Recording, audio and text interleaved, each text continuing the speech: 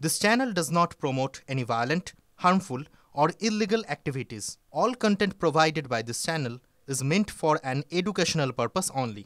Top quality और consistent performance के लिए सिर्फ सिल्वर पंप नाम याद रखना। ৮০-র দশক তখন সমাজ থেকে শুরু করে ছবির দর্শকেরা বেশ কিছুটা সাবেকি ধ্যান ধারণাতেই বিশ্বাসী ছিলেন। আর ঠিক সেই সময় একের পর এক সাহসী পোশাক, সাহসী লুকে ঝড় তুলেছিলেন সুচিত্রা সেনের কন্যা মুনমুন সেন। টলিউড বলিউড দুয়েই দাপটের সঙ্গে রাজত্ব করেছেন তিনি। সকলের নজরের কেন্দ্রে রাতারাতি জায়গা করে নিয়েছিলেন। সুচিত্রা সেনের মেয়ে হওয়ায় তুলনার মুখেও তাকে কম পড়তে হয়নি। তবে সুচিত্রা সেন বরাবরই ছিলেন বেশ খোলা মনের মানুষ। পরিবারের ক্ষেত্রে তেমন কোনো চাপিয়ে দেওয়া নিয়মে বিশ্বাসী ছিলেন না তিনি।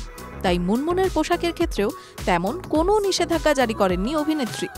মুনমুন বরাবরই তাই এসব নিয়ে খুব একটা ভাবেননি, যদিও দর্শকেরা কে কি বলছে তা ঠিকই কানে পৌঁছে যেত। তার হিন্দি ছবি আন্দার বাহার নিয়ে তরজা ছিল তুঙ্গে। মুনমুন সেন বরাবরই এই বিষয়ে স্পষ্ট উত্তরই দিয়ে এসেছেন। এবারও তার ব্যতিক্রম হলো না। ডিডি বাংলায় এক সাক্ষাৎকারে তিনি জানালেন, খোলামেলা পোশাক বলতে সুইমিং স্যুট, তবে তিনি তো বরাবরই পরতেন, তাই তার কাছে এই জাতীয় পোশাক খুব একটা অস্বস্তিকর ছিল না। মুনমুন এদিন বলেন, মা কোনোদিন সেভাবে পোশাক নিয়ে আমায় কিছুই বলেননি।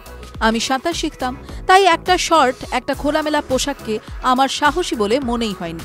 যে যাই বলুক, সরাসরি আমায় এসে কেউ কিছুই বলতেন না। তবে তার বোল্ড দৃশ্য বারবার সেই সময় খবরের শিরোনামে উঠে এসেছিল। তাকে নিয়ে চর্চাও ছিল তুঙ্গে। যদিও সব চরিত্রেই তিনি যে নিজেকে প্রমাণ করতে পারেন, ইন্ডাস্ট্রিতে থাকার কিছুদিনের মধ্যেই তিনি সেটা প্রমাণ করে দিয়েছিলেন। TV9 Bangla digital.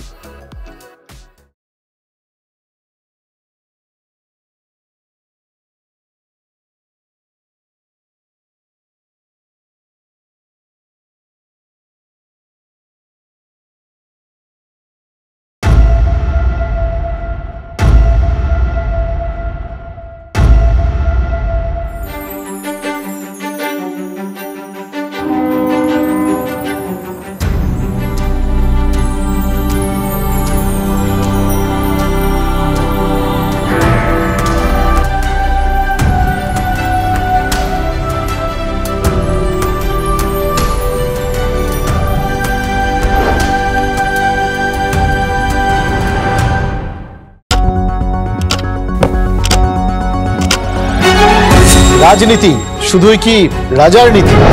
রাজা উজিরের চোখে নয়, আপনার আমার চোখে সমাজের ছবি। কঠিন কথা সহজভাবে না বললেই নয়। প্রতিদিন রাত ৯টায় TV9 বাংলায়।